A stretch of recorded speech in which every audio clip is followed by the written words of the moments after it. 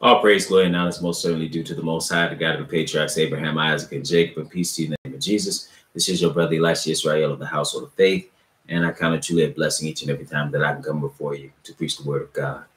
All right, brothers and sisters, I want to get right into today's lesson, and the topic is a prophet like unto Moses. A prophet like unto Moses. You know, one of the things that was foretold in the scriptures pertaining to the Messiah, like when I dealt with yesterday, how you know he is the Messiah, is that one would rise up just like Moses. Okay, so we're going to compare some of the things that happened to him and some of the things that happened to the Messiah and show that he is this prophet, because you know you have Muslims that would say that it's talking about Muhammad. No. And we want to start off in the book of Deuteronomy, the 18th chapter. So we're going to kill that false notion right now. This is Deuteronomy, the 18th chapter, and we're going to pick it up at verse 15. Deuteronomy 18 and verse 15. Now here, this is Moses talking, and he says, "The Lord thy God will raise up unto thee a prophet from the midst of thee, of thy brethren, like unto me. Unto him ye shall hearken." So first and foremost, you know it's not talking about Muhammad, because Muhammad is not an Israelite. So that kills that false doctrine right there. Okay. Now let's go to the book of John 1 and see something that was that's written in the gospel according to John. Because again, it says, "The Lord thy God will raise up unto thee a prophet from the midst of thee, of thy brethren," meaning he has to be an Israelite, "like unto me, unto him shall ye hearken." Okay. All right, so let's go to John, the first chapter. The first chapter, we want to pick it up in John 1, and we're going to pick it up at verse 19. John 1 and verse 19. It reads as follows. John 1 and chapter 9, verse 19. It says, actually, let's skip down a little bit. Let's go to verse 42. "And he brought him unto Jesus. And when Jesus beheld him, he said, Thou art Simon, the son of Jonah. Thou shalt be called Cephas." Okay. Then he says, which is by interpretation, a stone. "The day following, Jesus would go forth into Galilee, and findeth Philip, and saith unto him, Follow me. Now Philip was of Bethsaida, the city of Andrew and Peter. Philip findeth Nathanael, and saith unto him, We have found," listen to what he says, "we have found him of whom Moses and the law and the prophets did write, Jesus of Nazareth, the son of Joseph." So they were looking for this one, because it's all over the Bible telling you about this one that's going to come. All right, this one. So he said, "Hey, we found the one." When they're talking to Jesus, talking about Jesus, the one we call Jesus in English, they say, "Hey, we found the one they were talking about." Okay, let's go to we can pick it up again in John. Hold on one second. John, the 6th chapter.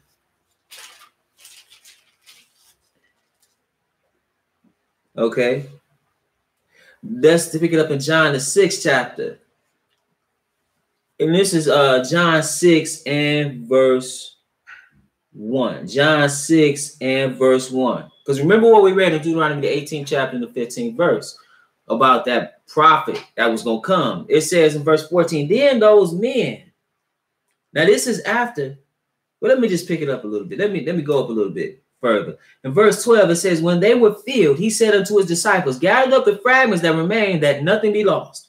Therefore they gathered them together and filled 12 baskets with the fragments of 5 barley loaves, which remained over and above unto them that had eaten." Okay, so he does this miracle, right? He feeds all these people. Then it says in verse 14, "Then those men, when they had seen the miracle that Jesus did, said, This is of a truth that prophet that should come into the world. That was foretold by Moses. And he is a prophet like unto him, because the same thing that happened to Moses happened to the Mashiach, the Messiah. Now let's go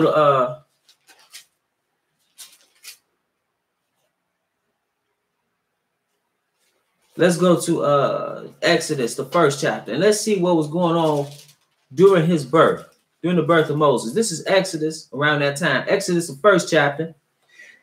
And we're going to pick it up at verse, I'm going to just pick it up at verse 19. Because what's going on here during this Egyptian bondage, you know, Israel went in about 70 souls into the land of Goshen. This is during the days of Joseph around that time. And they dwelt there and they multiplied greatly. And then they rose up over time. Pharaoh that didn't know Moses. And you read about how Abraham had God showed him a vision of how his seed would be in a land and they would serve in bondage for 400 years.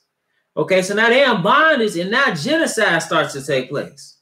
Okay, it says, so because they afflict them, and it says in verse 15, and the king of Egypt spake to the Hebrew midwives. Those are the ones that deliver the babies.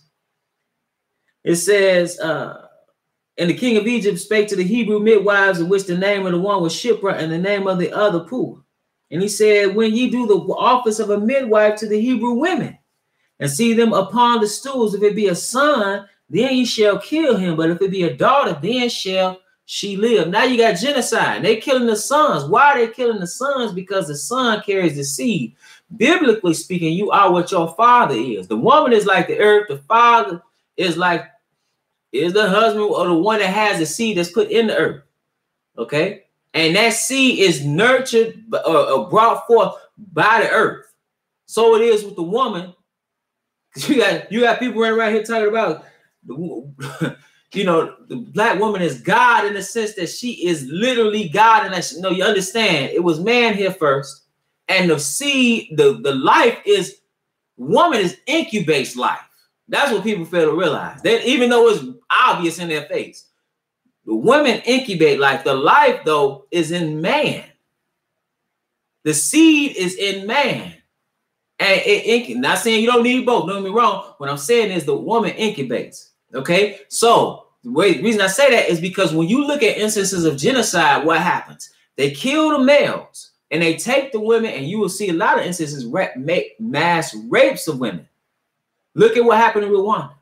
Look at what happened in Bosnia, in different places, right? Look at what happened in the Sudan, right? The Mujahideen, they came in and what did they do? Killed all the males, raped all the women, because they understood the seed of those women would be what they are.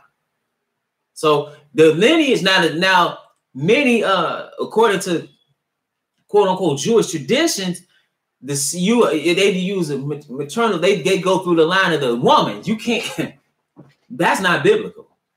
That's not biblical. If you look at genealogy, it's not talking about your mother. It's talking about the father and his son and his son and his son and his son and his son. So that's why they were doing it, because they understood that they could use the women, impregnate the women, and then that child would still be an Egyptian. That's, for example, that's why Timothy was a Greek. Timothy, the one that Paul wrote to, was a Greek, even though his mother was a Judean. It says a Jewish, she was a Judean. She was an Israelite, but his father was a Greek. Okay? Not a Hellenized Israelite, but a Greek. Okay? So it says, so the midwives were commanded to kill the baby boys. Okay, and they didn't do that. And what was going on at this time in Exodus 2?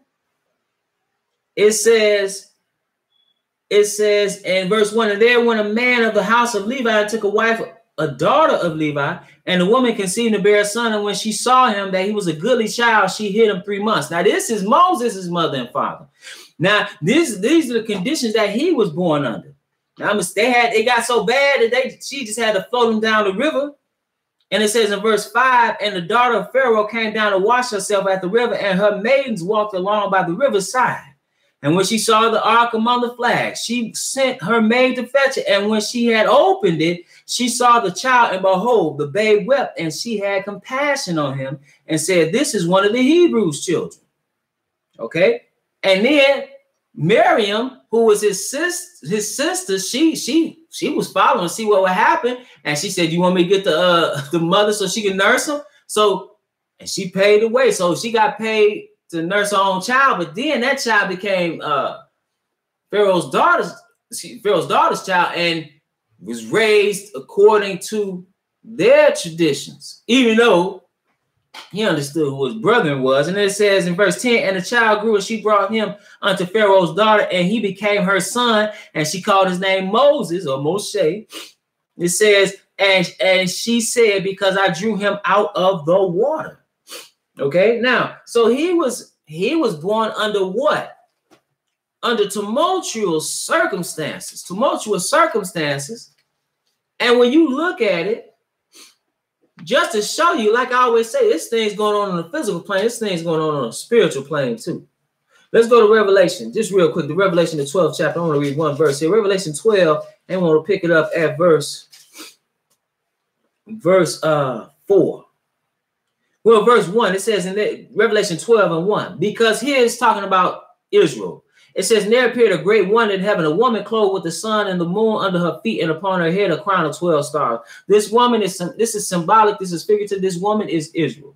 Okay, and you know this because when you read in the book of Genesis around the 37th chapter, Joseph has a dream where the sun and the moon and the 11 stars make obeisance unto him or show him honor. And his father asked him, what, me and your mother and your brother, what, we supposed to bow down to you? Right? So this is that woman that is talking about in Genesis, the 37th chapter. That's symbolic of the nation of Israel. Okay, that's no coincidence. That has 12 stars. There's 12 tribes of Israel.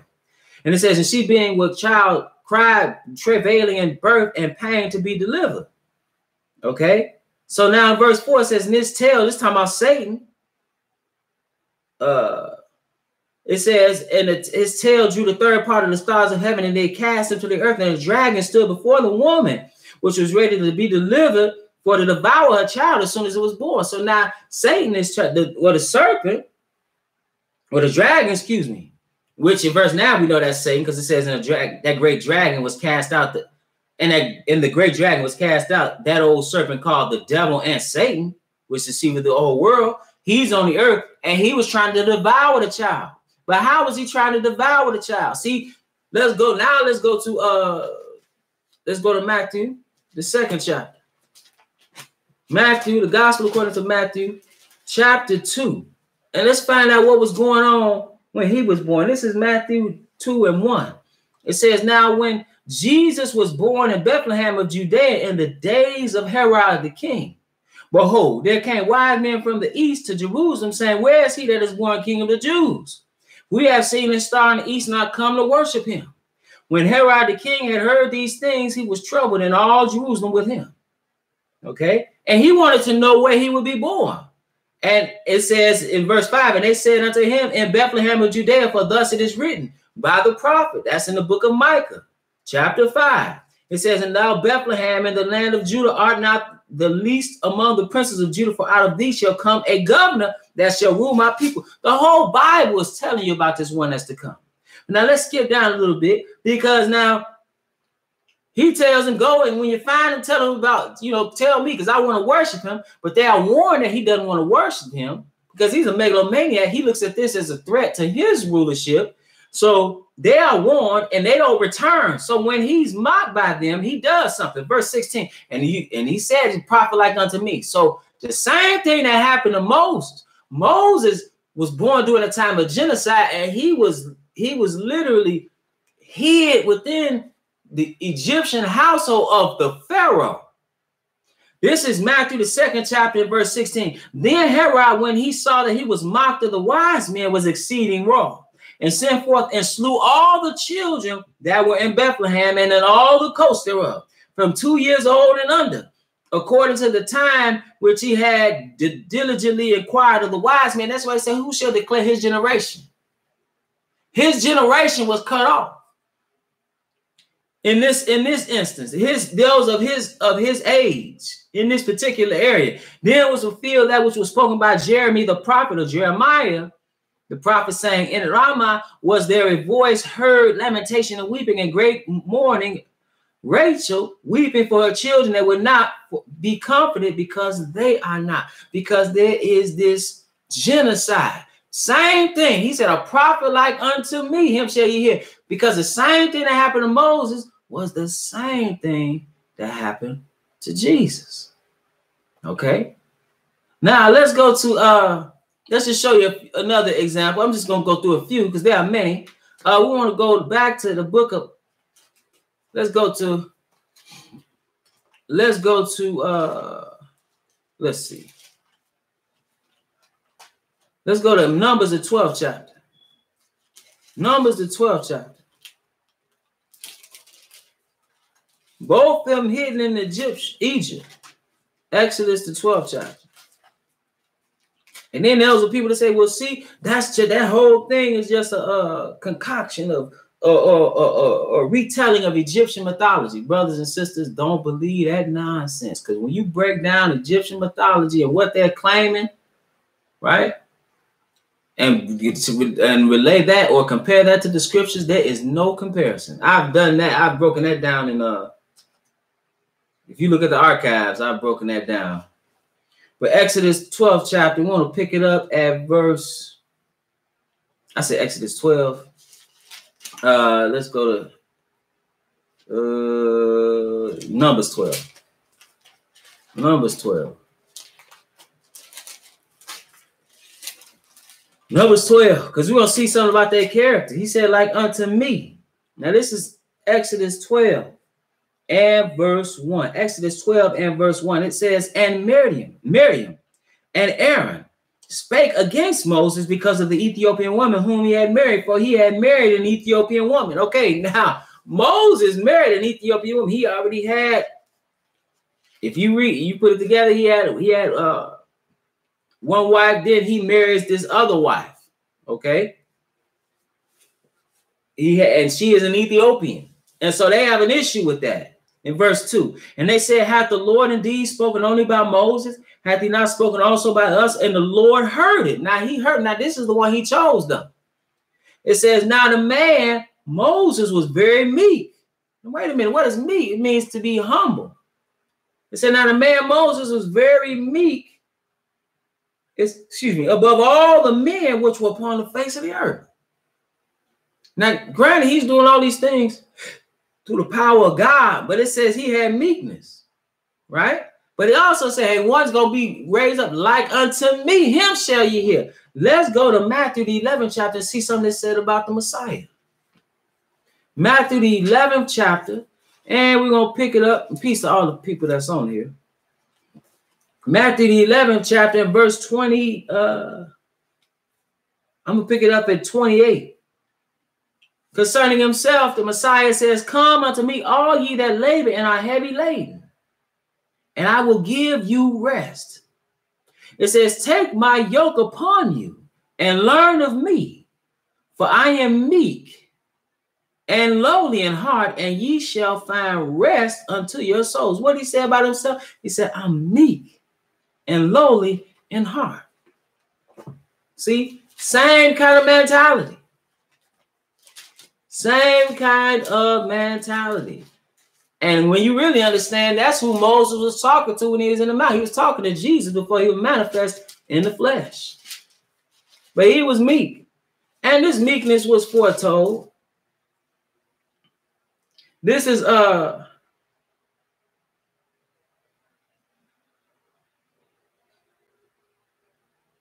This is Zechariah 9 and 9. It says, rejoice greatly, O daughter of Zion, shout, O daughter of Jerusalem, behold, thy king cometh unto thee. He is just and having salvation. But then it says something about him, lowly. So you got this one that's going to be king over all the earth. You got this one who was God in the beginning. But it says something about it. It said lowly, meek, humble. It says, and riding upon an ass and upon a coat, the foal of an ass. That's talking about the Messiah, the Mashiach, that's prophesying to him before he actually came. Now let's go to Deuteronomy, the 31st chapter, because Moses was the one that gave the people the law. And what I mean, it wasn't his law. It was a law that he received from the true and living God. Okay. So now in Deuteronomy 31st chapter and verse 9, Deuteronomy 31 and 9, it says, and Moses wrote this law and delivered it unto the priests, the sons of Levi, which bear the ark of the covenant of the Lord, and unto all the elders of Israel. So he delivered the law unto the people, right? He's called the lawgiver. He's the one that gives them the law. He gets it directly from God. Now let's go to Matthew the 5th chapter. Matthew the 5th chapter. Because let's see what Jesus did.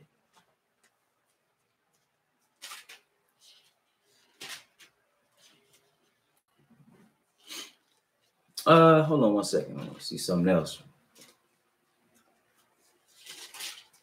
But we're probably gonna go to Matthew the 5th chapter though. Let's check something real quick.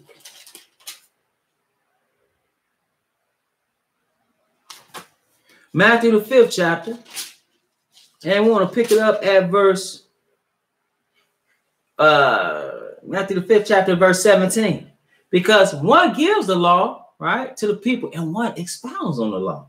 He says, and he fulfills the law. He said, think not that I am come to destroy the law or the prophets. I am not come to destroy, but to fulfill. For verily I say unto you, till heaven and earth pass, one jot or one tittle shall in no wise pass from the law till all be fulfilled. Right? Then he goes on to say, in verse 21, ye have heard that it was said by them of old time, thou shalt not kill. Now Moses gave that to the people. He says, and whosoever shall kill shall be in danger of judgment, meaning that thou shalt not kill should be interpreted as thou shalt not murder. He says, but I say unto you that whosoever is angry with his brother without a cause shall be in danger of the judgment. And whosoever shall say to his brother, Raka, shall be in danger of the council. But whosoever shall say, thou fool, shall be in danger of hell fire. He's expounding on the law. He talks about adultery. You have heard that in verse 27. You have heard that it was said by them of old time, thou shalt not commit adultery. Again, one of the 10 commandments. But I say unto you that whosoever looketh on a woman to lust after her hath committed adultery with her already in his heart. So you shouldn't be looking on another man's wife to commit adultery with her. See, this is what it says. Now let's go to Romans the 10th chapter and verse 14 or verse 4. Romans 10 and 4. It says, for Christ is the end of the law for righteousness to everyone that believeth. Not saying you don't have to keep the law. It's not saying that at all. But it's if you believe in him. It said for verse 5, for Moses describeth the righteousness which is of the law, that the man which doeth those things shall live by them. Verse 9, that if thou shalt confess with thy mouth the Lord Jesus, and shalt believe in thine heart that God hath raised him from the dead, thou shalt be saved. See, you got to believe. You can't be justified by the keeping of the law because all have broken the law. That was show. Man have done that from the very beginning and needed a sacrifice. Even the sacrificial law that was set up was a schoolmaster for us, foreshadowing the sacrifice to come, just like the Passover. See, all those things were set up that were given to Moses, given to the people, foreshadow of this one to come. He said, and this one will come just like me, and he's the fulfillment of it all. See, Moses, as great as he was just a man, but this one was God in the flesh. He was God in the beginning. That's why he said, before Abraham was, I am. And you think about, he chose, and it says, he got the meekest man. That's something. He got the meekest man to do this. Because they had the same type of mentality. I mean, obviously, it's degrees when you're talking about coming from being God to being in this flesh. But they both were meek. They both were humble. They both were about the law. Let's go to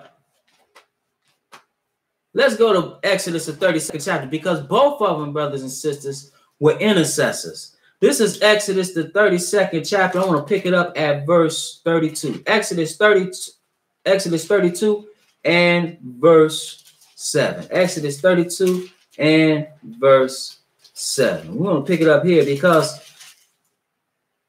here, this is the time when Israel, like I said, from the man who's been breaking the commandment, they get the commandment of God, have no other gods before me, and immediately break it.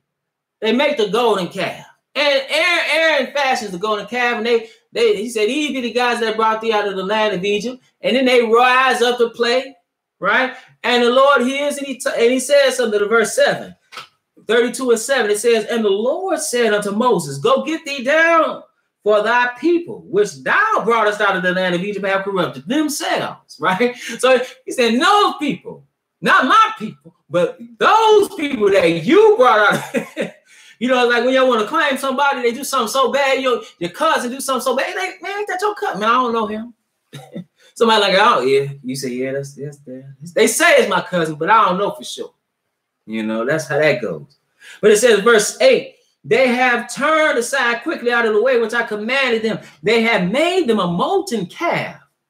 Okay, so they melted the gold, and then they fashioned this calf. It says, and have worshipped it and have sacrificed thereunto, and said, these be thy gods, O Israel, which I brought thee up out of the land of Egypt. When obviously it wasn't those gods.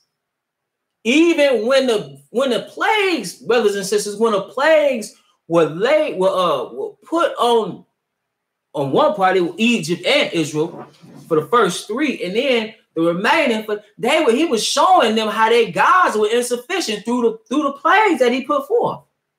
Each plague, you could actually relate that to one of these deities of the Egyptian pantheon. The argument could be made that you can do that. And so now he showed you that those gods are insufficient. Even the God sitting on your throne, Pharaoh, he not God. I'm going to kill his firstborn. Now what you going to do? What you going to do? Man, this God is something. God is something. What you going to do with such a guy? He can do anything he want to do. Ain't nothing you can do about it. What you going to do? Nothing. That's why Pharaoh said, hey, man, leave and bless me also. But then they had a mind and foolish, went out there and got drowned. All that. He showed, man, you talk about military genius. What you going to do? What you going to do? You can't do nothing with him. But nevertheless, it says, so they made this golden calf and they worshiped them in verse 8 in the middle. And it says I'm going to start over. Verse 8, they have turned aside quickly out of the way, which I commanded them. Quickly, they done turned astray. Then it said, they have made them a molten calf and have worshipped it and have sacrificed thereunto and said, these be thy gods, O Israel, which I brought thee up out of the land of Egypt. And the Lord said unto Moses, I have seen this people, and behold, it is a stiff-necked people, meaning they're hard-hearted. They're hard-headed, oppositionally defiant, refusing to obey God. Then it says, now therefore, let me alone that my wrath may wax hot against them, and that I may consume them, and I will make of thee a great nation. See, that's one thing. That would still be keeping the covenant with Abraham, Isaac, and Jacob if he killed all of them except for Moses. But Moses, brothers and sisters, just like the Messiah who's sitting on the right hand of the Father, Moses was an intercessor. It says, so he was going to say, I will make thee of a great nation. I'll kill them all, Moses. Now what say Moses said, and Moses besought the Lord as his God and said, Lord, why doth thy wrath wax hot against thy people? So he put him back and said, your people. He said, which thou hast brought forth out of the land of Egypt. He said, you brought the people out. It was by his power, right? He said, with great power and with a mighty hand. He said, these are the people you brought out. Wherefore should the Egyptians speak and say, why you gonna get them? Why give them a reason or room to say? Wherefore, or why should the Egyptians speak and say, for mischief did he bring them out? Meaning, for me, he brought them out there just to kill them in the wilderness. It says to slay them in the mountains and to consume them from the face of the earth. Turn from thy fierce wrath and repent of this evil against thy people.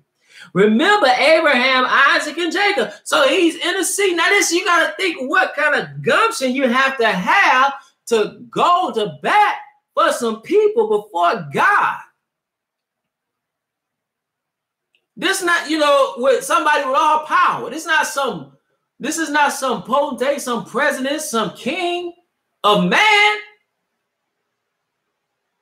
This is the one who brought the mightiest nation down to his knees.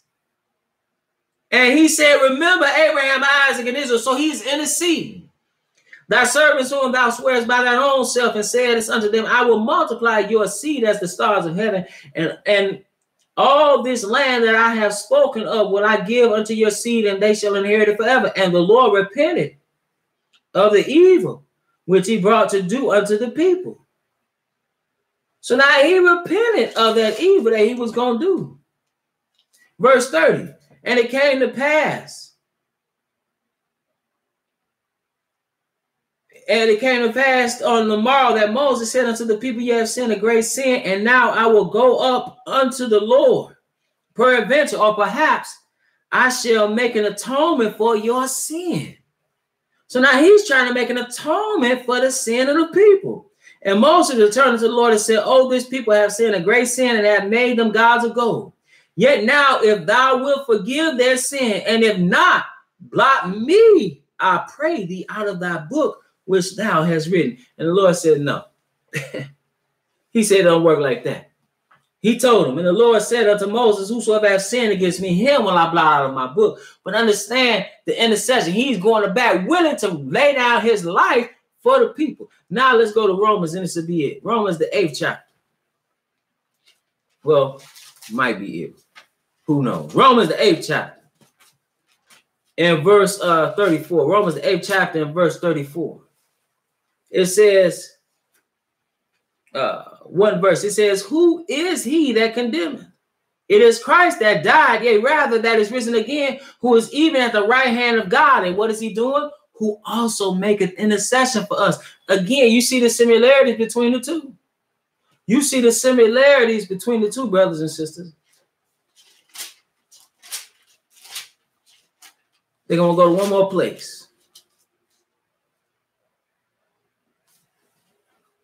I'm going to pick it up at John, the 5th chapter. And this will be it. John, the 5th chapter, we're going to pick it up at verse 39, because Jesus says something about him. Because we read in Deuteronomy, the 15th or the 18th chapter, the 15th verse, is one is of your brethren. Like unto me, him shall ye hear. And when Jesus came on the scene in verse 39, he says, search the scriptures.